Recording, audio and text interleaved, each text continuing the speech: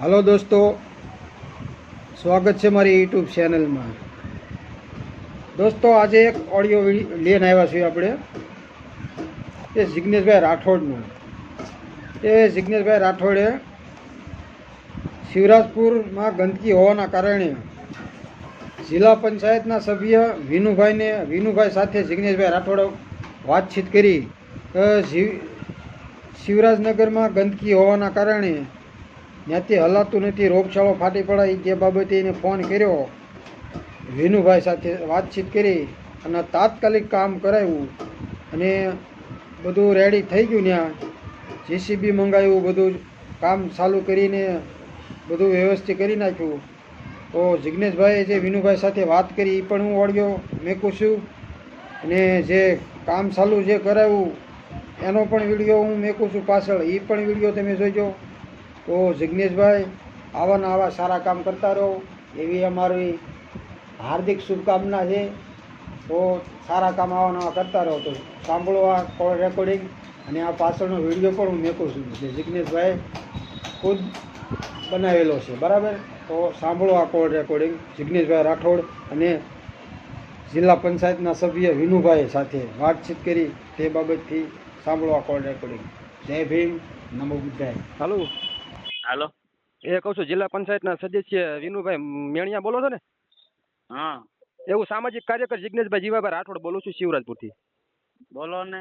હવે વિનુભાઈ આપણે એમાં એવું છે, શિવરાજપુર ગામમાં જે ગ્રામ પંચાયતની બાજુમાં અસંખ્ય ગંદકી છે, વધારે બહુ ઉકરડા ને એવું, અને આપણે જે દૂધ મંડળી રહી ને એની સામે પણ રસ્તા બંધ કરી દીધા છે અને એટલા ઉકરડા અને ગંદકી નાખી છે અને મરી ગયેલા ઢોર ને કૂતરા ને બિલાડા તમે જોવો આવીને। અને અલગ અલગ વિસ્તારમાં ઘણી જગ્યાએ પણ ગંદકી છે અને આ ચોમાસાનો માહોલ છે અને આ ગામની અંદર રોગચાળો ફેલાવાની બહુ શક્યતા છે। એટલે મેં કીધું વિનુભાઈને હું જાણ કરી અને થોડુંક વહેલી તકે જેટલું થાય એટલું તો કરાવો, તો શું છે આ રોગચાળો ફાટે છે તો અટકી જાય એમ। કાંઈ વાંધો નહીં, કરાવી નાખીએ। હા, એટલે થોડુંક જોડાવી લ્યો અને એવું લાગે તો સરપંચને ફોન કરો અને આપણે એ તો હું તો કરું જ ભાઈ, તમે જાણ કરી સરપંચને એવી કઈ? મારી વાત સાંભળો, હવે મારે જાણ ન કરવાની હોય, સરપંચ ને મંત્રી ને ખબર જ હોય ગામમાં રહી છે શું છે શું નહીં, બરોબર? તો અત્યારે ક્યાં જાણ કર્યા વગર કરે જ કઈ? મારી વાત સાંભળો, જો મેં તાલુકા વિકાસ અધિકારીને પણ કાલે અરજી લખેલી છે અને છાપામાં દીધું છે દિવ્ય ભાસ્કરમાં ને એમાં બધે મીડિયામાં ને એમાં, એટલે મેં કીધું તમને જરાક ભલામણ કરી દો સાહેબ ને કીધું વહેલી તકે આટલું થાય। વાંધો નહીં, એ તો આપણે કરાવી નાખશું। હા હા, એ તો કોઈ પ્રશ્ન નથી। હા બરાબર બરાબર। હા, તો તમે સરપંચ હારે જરાક વાત કરી લીજો ને, કાંઈ વાંધો નહીં, અને વહેલી તકે આ થાય તો સારું સાહેબ। તો શું છે ગામમાં ખોટો રોગચાળો ન ફેલાય એમ। અને એવું લાગે આપને હું વિડીયો પણ હું મોકલું હતું, નકર રૂબરૂ તમે આવો। મને ખબર જ છે, હું હાલો જ છું ત્યાંથી। હા, નકર તમે રૂબરૂ સાહેબ આવો।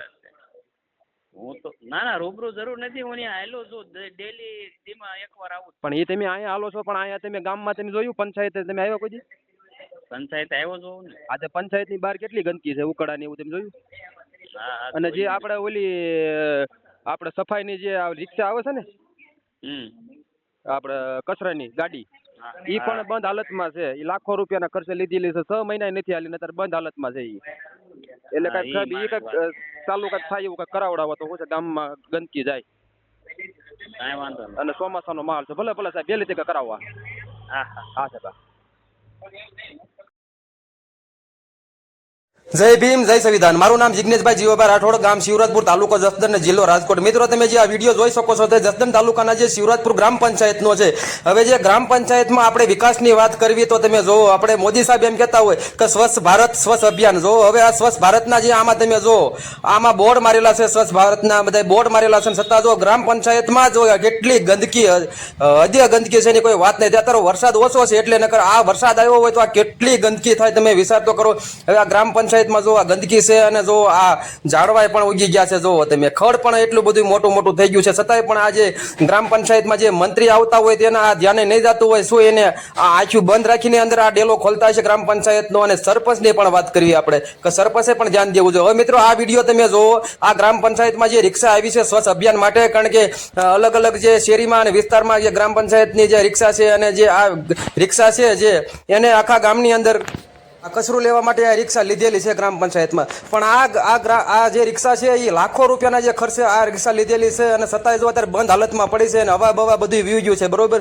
તો આમાં ગામનું સ્વ શું, બરોબર. હવે તમે જોઈ શકો છો આ જે અમારા ગામની ડેરી છે, ફરતા ગામની આપણે વાત કરીએ તો આવી ડેરી ક્યાંય નથી, આવી શિવરાજપુર ઉત્પાદન સહકારી મંડળીની ડેરી છે, બરોબર. આ 2 માળની ડેરી છે. તમે જોવો મિત્રો, હવે આ ડેરીની સામે તમે જોવો કેટલી ગંદકી છે. હવે આમાં આખું ગામ દૂધ ભરાવા આવે છે અને દૂધ લેવા આવે છે. હવે આ ગામ લોકોને કેવા અત્યારે તમને વાત કરી તો ગંદકી થાય, તમે વિચાર કરો. અને ઊભું રહેવું હોય તો જો આ ગંદકીમાં ઊભું રહી અને દૂધ લેવું પડતું હોય છે. એટલે ખરેખર ટીડીયા સાહેબને રજૂઆત કરવામાં આવે છે કે આની વહેલી તકે આની કાર્યવાહી કરવામાં આવે, કારણ કે સરપંચ અને મંત્રી તો આ બધું જોવે છે, છતાંય આ લોકો કાંઈ આમાં ધ્યાન દેતા નથી, બરોબર. જો આને વહેલી તકે ધ્યાન દેવામાં નહીં આવે તો અમે ઉપવાસ આંદોલન માથે પણ બેહવાની અમારી ફરજ પડશે, બરોબર. તો વહેલી તકે આનું અમારે નિવાકરણ જોઈએ. જય હિન્દ, જય ભારત. તો મિત્રો, હવે તમે વિડીયો જોવો છે સરપંચ અને મંત્રી, તો ખૂબ ખૂબ આભાર, કારણ કે આપણે આ વિડીયો આગળ મૂક્યો, તમે જોયો તે પંચાયતની ખૂબ જ હાલત અતિ ગંભીર અને અલગ અલગ જગ્યાએ પણ ઉકરડા અને ગંદકી અને કૂતરા પણ મરી ગયેલા હતા. તો મિત્રો, એ આજે તાત્કાલિક ધોરણે ટીડીયા સાહેબે પણ આજે આ મોકલી અને કામગીરી પણ સરસ કરાવી અને આજે રૂબરૂ સરપંચ અને મંત્રી પણ હાજર રહી અને આ જીસીબી બોલાવી અને ટ્રેક્ટર ભરી અને જે આ ગંદકી અને જે આ ઉકરડા અને આ વહેલી તકે આ સાફ સફાઈ કરવામાં ગામની અંદર આવી રહી છે. તમે જોઈ શકો છો મિત્રો, એટલે સરસ કામગીરી કહેવાય, કારણ કે સરપંચની અને મંત્રીની અને ટીડીયા સાહેબનો ખૂબ ખૂબ આભાર, કારણ કે તાત્કાલિક ધોરણે જે શિવરાજપુર ગ્રામ પંચાયતના જે અમુક વિસ્તારની અંદર અને ગામમાં અલગ અલગ જગ્યાએ જે કાંઈ ગંદકી હતી તે તાત્કાલિક ધોરણે હટાવવામાં આવી, તે બદલ ખૂબ ખૂબ આભાર અને ધન્યવાદ. તો મિત્રો, હજી તમે આગળ જુઓ, સરસ મજાનું પણ આપણું આ જે શિવરાજપુર ગામ છે તે ગામ ગોકુળિયા જેવું બનાવી દેવામાં આવ્યું છે, એટલે સારી બાબત કહેવાય. અને જે આ ગંદકી આપણે કરવી છે તો ખરેખર આપણે જ સાફ કરવી જોઈએ, પણ ગામ લોકોએ આ સમજવું જોઈએ, કારણ કે ગામની અંદર આપણે રહેવું અને જ્યાં ખાવું અને ત્યાં હંગવું ન જોઈએ, મને એટલી ખબર પડે. એટલે આ ખાવું આપણે ના અને હંગવું એવું ન કરાય, કારણ કે આપણું ગામ છે, સ્વચ્છ ગામ રાખવું પડે. અને આ ગામ આપણું ગામ છે તો આપણે આ સારું નહીં રાખવી તો કોણ રાખશે? એટલે ખરેખર મારું એટલું આ વિડીયોના માધ્યમથી કહેવું છે કે આપણું ગામ સ્વચ્છ ગામ. જય હિન્દ, જય ભારત.